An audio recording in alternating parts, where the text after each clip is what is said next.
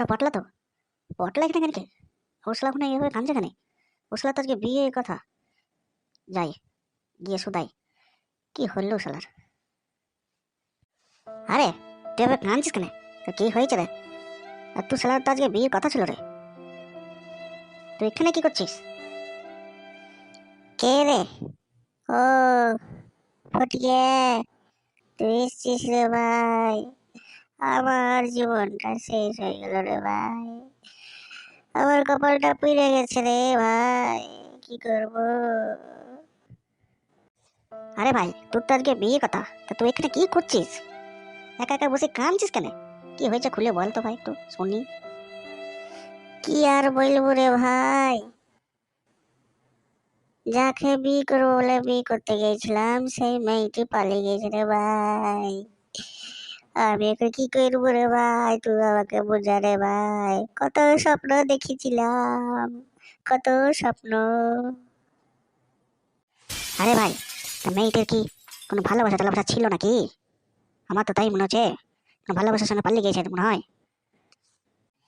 কি করে বলবো বল ভাই, ও মাগি যে কোনখানে নাক ধরে বসে আছে সেটাকে আগে থেকে আমি জেনে বসে আছি বল।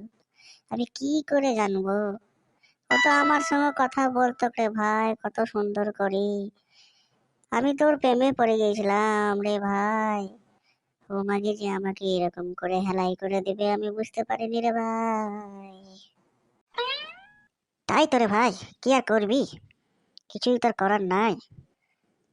আগে যেমন বাথরুম ঘরে গিয়ে হ্যান্ডেল মারতি, এখনো মারবি।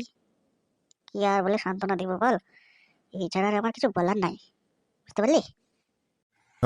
কত আশা করেছিলাম রে ভাই, এবার বিয়ে করছি, বিয়ে করে বলিয়ে ঘরে শুভ, বাথরুম ঘরে আর ঢুকতে হবে না, হাত ব্যথা করতে হবে না।